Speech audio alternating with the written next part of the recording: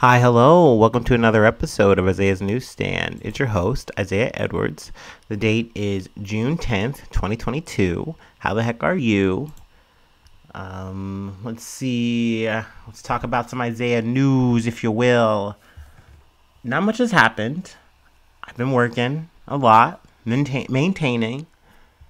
Been broke, though. That's been the hardest thing. I kind of got a little greedy with some of my purchases last week, kind of paying for it. But we made it. We made it to payday, so it's been good. I treated myself to a Jets pizza. I've been craving it for a week now. I got a pepperoni and cheese with the Cajun crust, and that was very good. I enjoyed it. I did the usual car picnic, just ate it in my car, and called it a day. Not too much news other than that from my end, so we can get into the news of the world. I got this article from NPR. Russia's Lavrov in Turkey to discuss plan to ship Ukrainian grain. So this is an update, not so much an update from me, but an update on the crisis that's going on with just the global food shortage a little bit. Essentially, Russia has control over a substantial amount of Ukraine's grain. They've acquired it kind of from fighting and everything, taking over spots. They're trying to find a way to negotiate to ship it out because the ports that they would move through are currently mined by Ukrainian mines.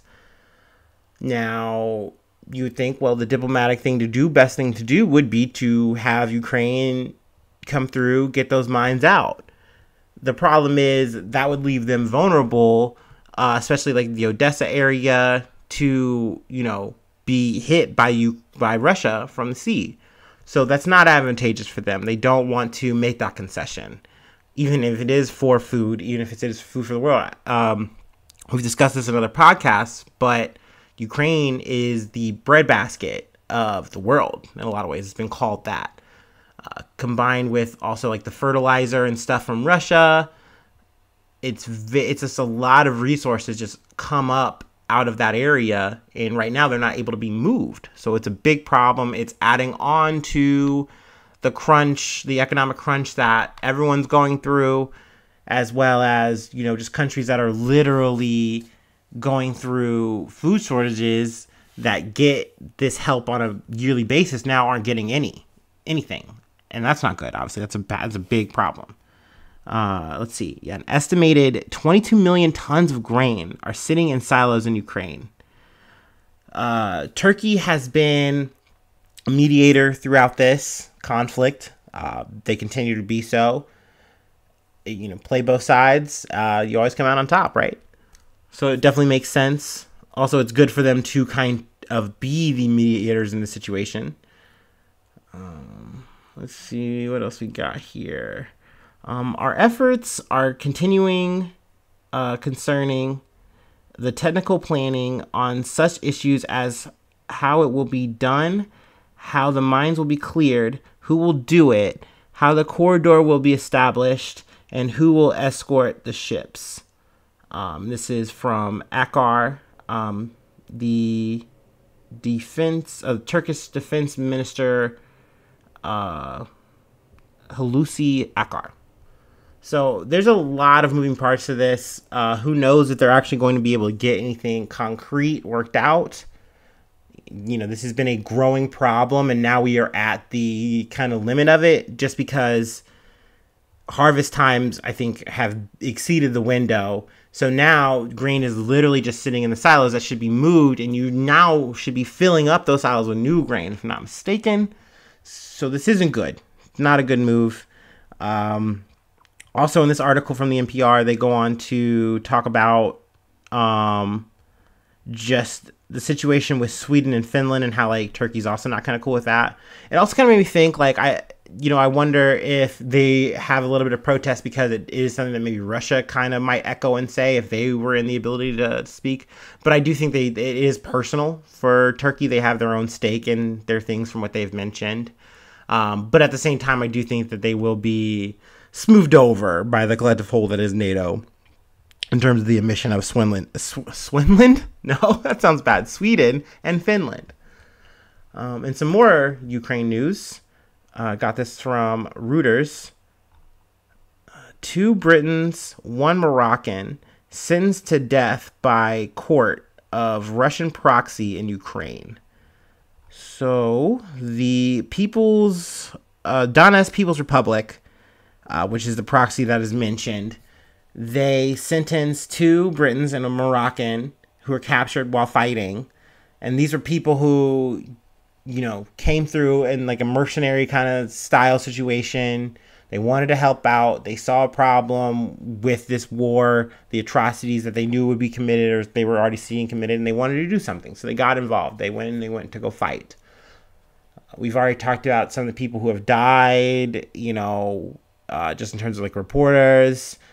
There has been an American, I think we did cover that, yes, who died. I think might have been 2 now, or there was like an American and a French journalist again. I don't know. There's a lot of deaths. So on top of that, just the people who are fighting, naturally, when you get captured, that's going to become now an issue that's talked about. We've talked about the one Russian soldier who has already been sentenced to life in prison, I believe. Yeah, I believe they sentenced life in prison. I don't think it was a death sentence. Now, this situation is that for these 3 individuals. Now, there are apparently some discrepancies with this. Boris Johnson has come out and said, like, under Geneva's conventions, prisoners of war were entitled to combatant immunity, and they should not be prosecuted for participation in hostilities. They're trying to more or less say also, too, that this is not even a valid, real court. Like, these proceedings aren't real, and this is just a show trial at best. Oh, yeah, I should say the names. That would be good. That would be good. Let's see. The 2 Britons, Aiden Aslan and Sean Pinner. And the Moroccan is named Brahim Saroun. So it's definitely a sad situation. I don't know if it is just truly for show, and maybe like a swap or something might come or happen. I obviously have no basis for that. I'm just thinking out loud, speculating. It would be a shame to hear about that, but we would definitely keep you posted.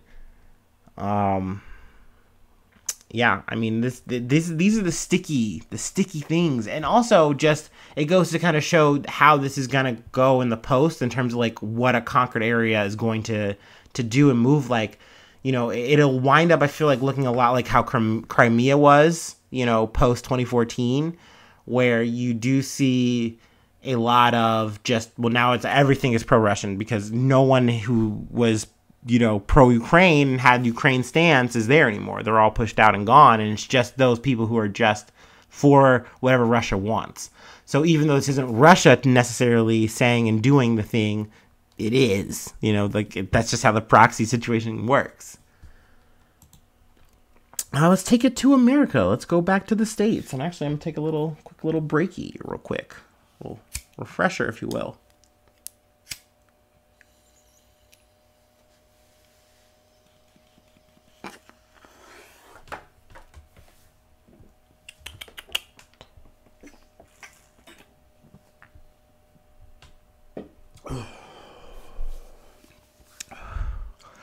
Oh, yeah, we're back. All right, got this from CNN Politics. Armed man arrested near Brett Kavanaugh's home, charged with attempting to murder a U.S. judge. So, this isn't a good thing. Maybe people might think like I'm like, oh yeah, rah, good thing these guys got what's coming now. They can be scared. No, that's not the vibe here. By the way, I know sometimes people might think that I'm like super gun ho for this kind of shit. I'm not. Mainly because the fallout of these things, the reactionary fallout of these things is always doubly worse. It's just always doubly worse. It never works out. So let me just get into it. The man is Nicholas John Roski, 26 years old, of Simi Valley, California. He called emergency authorities saying he was having suicidal thoughts and had a firearm in his suitcase, leading to his arrest, according to the criminal complaint. Let's see what he had here. This happened on Wednesday morning. He was walking around carrying a suitcase and a backpack filled with a tactical knife, a Glock 17 pistol, 2 magazines, ammunition, pepper spray, and zip ties. He also had a hammer, a screwdriver, nail punch, crowbar, pistol, light, and duct tape. So he was armed up. I mean, we're talking like, a Punisher-style situation. No AR-15 or anything like that, but he was definitely, ready to do something. I guess he wound up talking himself out of it in a way, but he still showed up to the premises. I think they had said they had saw him and they had made like a note of it, and he had walked down the street, maybe then made the call or something like that. I'm not 100% sure on how the whole timeline went down. His reasoning, though, was over just the leak situation. He was worried that, with everything going on, that gun rights were actually going to be loosened, which, makes sense because that's a fear and worry that we have as, a general society. But the way, obviously, going about it was just that, that's all wrong. Like, that's not how you should go about it. I don't know really what else to say and add there. This is just the wrong kind of reaction to have. There's never going to be, violence isn't the answer. I hate to be corny and cheesy and lame, but I do firmly believe that. It will keep you updated if there is any more to say in terms of, I think like what's the sentencing and things like that. I don't know. I am glad though there wasn't any violence. But like I said, the counterpoint then is like, we'll see. This is why we do have to protect our officials, our justices. We do have to have this harsh kind of security. And I guarantee you, they'll try to not just put it for here, but also for, government buildings like they tried to do during the George Floyd protests and things of that nature. Anytime they get a chance to double down on adding security, adding enforcement, they will. They take it. And then it makes it even harder to talk and harder to protest and harder to have these conversations out loud. So it's very counterintuitive. Naturally, though, he said, he was having mental health issues. Good that he did at least come out and, make that call. At least better late than never. But still, no good. I don't like Brett Kavanaugh either, but, I'm not trying to go up in his house and I'm not trying to do that. I know that's not going to do any good. Let's see more from NPR. 3 Arizona police officers are placed on leave after looking on as a man drowned. This is a very bummer story. It is about a unsheltered Tempe community member, as is described in the article. Sean Bickens, 34 years old. They were, I'm trying to think how I would want to word this. I guess I can just use the article here. According to city officials, officers responded to a call about a disturbance just after 5 a.m. outside of the Tempe Center for the Arts, where they found Sean Bickens, 34, and his companion. Officers were talking to an uncuffed Bickens, who officials described as an unsheltered Tempe community member, while they ran his and his companion's name through the database to check for outstanding warrants. At that point, Bickens then, he goes to climb a metal fence, he descends the embankment, and then he tries to swim in the Tempe Town Lake. Now, there is footage of this, body cam footage, but the footage stops. They stop the footage that they put out from there, and they just go to transcripts. Which to me, I'm sorry. I know you're trying to get it to preserve, what's the word? You're not trying to be gross or morbid, But at the same time, this is what happened. This is this person's last moments, and especially in a situation where we do need to hold people accountable, like the police. That should be readily available. That should be coming out all the way. But they have the transcript of it. where it's like Bickens gets out into the water, and then he proceeds to, like, you know, yell back, I guess, and he's like, hey, I'm drowning. An officer tells him to swim to a pylon, but Bickens says he can't. Then there's a quote from the officer, okay, I'm not jumping in after you. Bickens then replies, I can't touch. Oh God, please help me. Help me. He then proceeds to drown. And they watch that. That, to me, is fucked up. And the more fucked up thing, yet again, it's time and time again now, you keep hearing it, and they just go, oh, the reason we didn't jump in to help is protocol. It's protocol. It's just the way it is. We didn't go in to help those kids. We let them die. We let them sit in a classroom with their dead classmates and all this shit for over an hour, because it's protocol. It's protocol. I left my radio. It's protocol. I'm sorry. I did what I had to do. It's bullshit. I'm sorry. That's the Evaldi thing. I know I'm bleeding him in here. They're unrelated. I'm sorry, but it is a classic fucking thing of the police to do this shit. Let's see. City manager Andrew Ching and police chief Jeff Glover called the drowning a tragedy. The officers were placed on paid leave, so that's good for them, that they're still making their money. And, you know, I don't know. I don't know if... No, I do feel like you're supposed to hold these people to the fire on all this shit. I'm not gonna stop. I'm just not. I'm not. I would much rather some fucking person be mad at me and say, oh, Isaiah, blah, blah, blah, blah, and just come at me in some comment or DM, whatever, than come off the stance. I don't get it. I understand, like, okay, it's frustrating in a moment to have to deal with a situation like this. But at the end of the day, you're a cop. Your end goal is to protect and serve. Yes, you were called here for a disturbance, but now the situation has now progressed into a situation where you need to help someone out. What do you mean? What backup do you call for this? You need to call Scuba Steve? Like, what do you mean? Get active. Do something.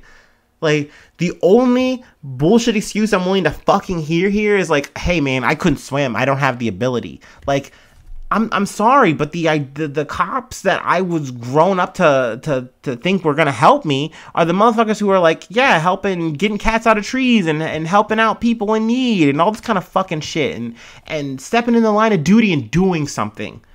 But it just seems like we constantly have, time and time again, cops who are just gonna, quote unquote, follow protocol, whatever the fuck that is. Sorry. Oh man, I'm demonetized on YouTube. There's no way I'm making money on that shit. I just swear and swear and swear, and I do not edit. Maybe one day. Maybe one day. Anyway, let's round out this episode from CNN Business. Inflation rises at fastest pace in 40 years, pushed up by record gas prices. Pretty much, I'm just dropping this article to bitch about being broke.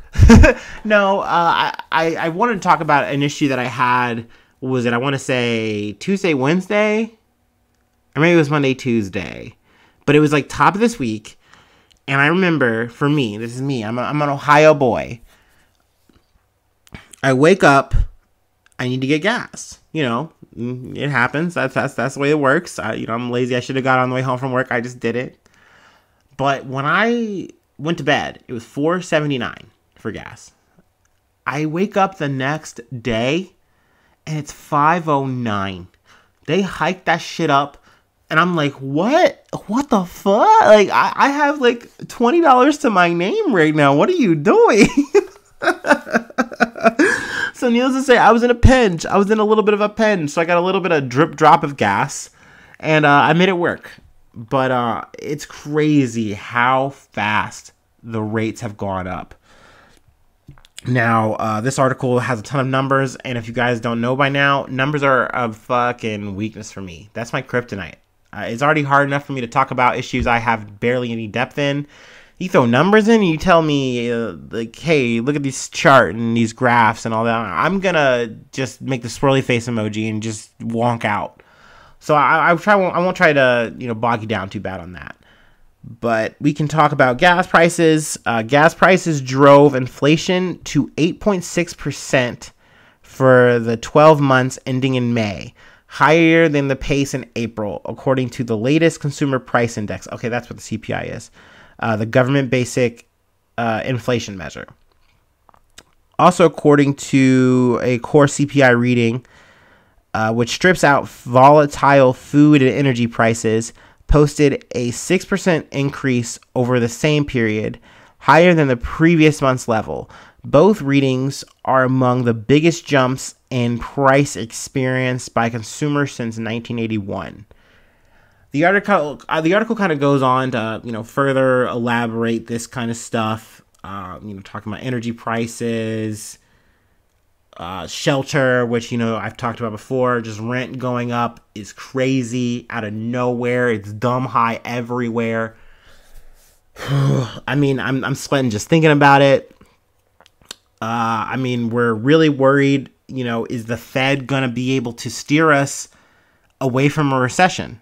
Because all of this shit is going up, and it's going up in a way that it's like, okay, cool. So you're not going outside. You're not leaving the house. You're not buying anything. You're not doing anything. Oh, excuse me. You're definitely not trying to take out a loan, because if you take out a loan, the interest rates are higher than they've ever been. Who the fuck wants that? So you're stuck to just not making money moves, and that completely just crumples the economy in on itself. It's no good. We don't want it. We've been through that shit.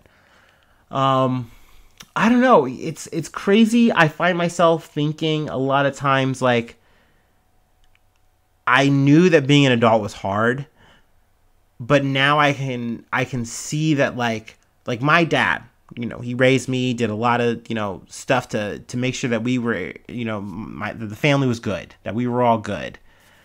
And it makes me think, like, wow, I know even from my dad, who was like good with numbers, good with money, great with money, he would be probably having problems right now, shaking his head, trying to figure out what to do. And I know there are people who make a lot more money than me who are struggling, just sweating, trying to figure out how to make this work. And it's not easy. It's definitely something that we're all in together. I do firmly believe that. I wouldn't be here without the love and support of my friends and my family. I'm super grateful. I'm super thankful. So I know for myself personally, I do try to do the same, give the same when I can. I know I talk a lot of shit about the Patreon. I'm about to just segue into shill mode right here, but it is from the lovely donations of people like Stephanie Renee that help me out a lot. I ain't gonna lie to you. I'm gonna keep it 100. I'm gonna keep it a buck. You help put food in my mouth, and that's great. I appreciate the shit out of that. But yeah, the Patreon is patreon.com/Isaiah News. $5 will get you a Patreon access, and then also get you a shout out on the podcast. I'll talk about whatever you want. I'll say your name. But, oh yeah, also I have the Gmail. That is IsaiahNews1@gmail.com. You can hit me up the dry way, and we can talk, converse. If you want to tell me how much I suck and how much I say, by all means, let me know. I know, I'm trying. I'm working on it. I fail every day. But we really all are in this together. I know that this kind of pain is going to be long. Looking at it, seeing what the Fed is more or less saying, it doesn't really seem that optimistic as much. They're trying to gaslight us into thinking that we're going to just actually we're doing great, like it is funny to see Biden's like upsides on this. And then also I do love the Putin price hike. It's also mentioned in this article. It's a nice try. I get it. Midterms are coming up, and you really got to make this as much like it's not your fault. It's not your fault. It's not your fault. It's not your fault. I get it. But like at the end of the day, just like you aren't fighting hard enough for a lot of things, Biden, you're also not fighting too hard on this. I'm just going to say that too.